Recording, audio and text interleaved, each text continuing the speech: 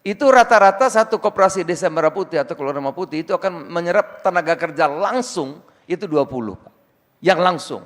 Jadi kalau luap 80.000 terbangun, dia akan menyerap yang tenaga kerja langsung kira-kira 1,6 juta. Koperasi desa Merah Putih, Pak, ini juga tadi sudah mengatakan akan memotong rantai pasok.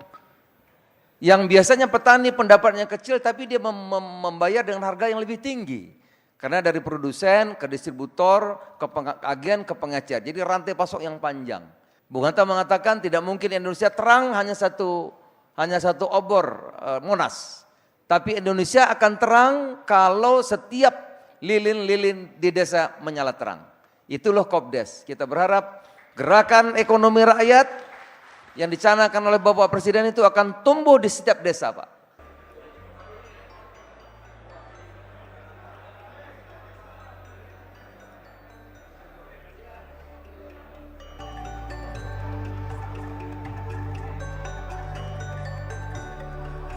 Ya, pemerintah akan membentuk Koperasi Desa Merah Putih yang akan menjadi pusat kegiatan ekonomi di wilayah pedesaan. Pemerintah akan membangun Kopdes Merah Putih di 70.000 desa yang tersebar di seluruh wilayah Indonesia. Hasil rapat terbatas sejumlah menteri Kabinet Merah Putih yang dipimpin Presiden Prabowo Subianto telah menetapkan kebijakan strategis untuk memperkuat perekonomian desa melalui pembentukan Koperasi Desa Merah Putih. Pemerintah akan membentuk Kopdes Merah Putih di 70.000 hingga 80.000 desa yang tersebar di seluruh wilayah Indonesia. Pemerintah akan mengoptimalkan dana desa yang selama ini ada untuk mendukung operasional dan pendanaan program Kopdes Merah Putih. Selain itu, Himpunan Bank Milik Negara atau Himbara juga akan berperan dalam pendanaan melalui skema cicilan selama 3 hingga 5 tahun guna memastikan koperasi dapat beroperasi secara optimal sejak awal. Dibentuknya Koperasi Desa Merah Putih. Jadi disingkat Kopdes Merah Putih. Nah, itu akan dibangun di 70.000 desa, ya. Anggarannya dari mana? Nanti anggarannya itu dari dana desa yang sekarang ada, sudah dibentuk nanti badan koperasi, ya. Bikin gudang di situ dengan ada 6 gerai. Sehingga nanti di desa itu akan ada pusat kegiatan ekonomi dan menampung hasil-hasil pertanian di desa itu. Pemerintah berharap dengan terbentuknya Kopdes Merah Putih, perekonomian desa akan semakin kuat, distribusi pangan menjadi lebih efisien, dan kesejahteraan masyarakat pedesaan meningkat. Program ini juga akan terus dikawal agar dapat berjalan efektif dan memberikan manfaat nyata bagi masyarakat. Jakarta, Tim Liputan IDX Channel. Ya, pemirsa, untuk membahas tema menarik kita kali ini, Koperasi Desa Merah Putih siap pacu ekonomi daerah. Kita sudah tersambung melalui Zoom bersama dengan Ibu Sarmila Yahya, Ketua Umum Induk Koperasi Wanita Pengusaha Indonesia atau INKOWAPI. Halo Bu Sarmila, apa kabar? Kabar baik Pak, salam sejahtera nih buat Pak Prasetyo. Siap, terima kasih Ibu atas waktu yang disempatkan. Dan sudah bergabung juga ada Mas Renaldi Sarijoan. Beliau adalah Sekjen DPP Ikatan Pedagang Pasar Indonesia. Halo Mas Re, apa kabar?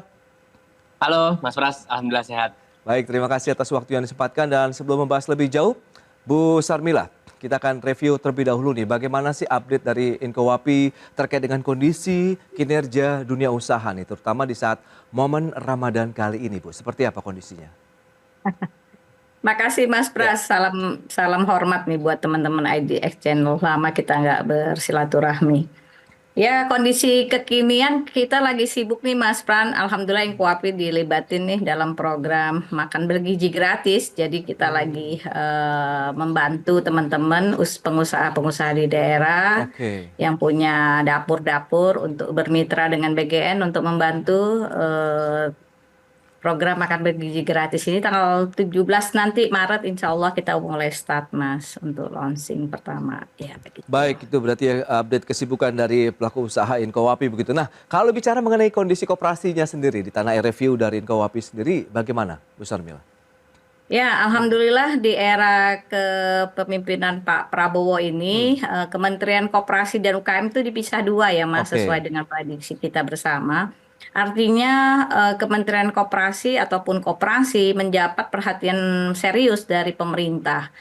bersungguh-sungguh pemerintah membantu koperasi melalui sebagai soko guru ekonomi kerakyatan ini menjadi basis dalam ekonomi nasional kita. Jadi saya senang sekali ada pemisahan ini dan kita lihat aja kinerjanya nanti Mas Prasetyo, mudah-mudahan di 50 tahun, hampir mau menuju ke 50 tahun Indonesia Merdeka ini, mudah-mudahan koperasi Indonesia bisa lebih meningkat ya. Nah, yang menarik Mas Pras, ada dua nih adalah koperasi pembangunan dengan isu yang terakhir ini dengan koperasi desa akan dibangun di 70.000 titik desa ini kayaknya baru sejarah di dalam dunia koperasi dan mungkin bukan hanya Indonesia tapi di seluruh dunia ini kita revolusioner nih, belum pernah ada, bahkan nanti bisa dapat rekor muri nih Mas. Oke.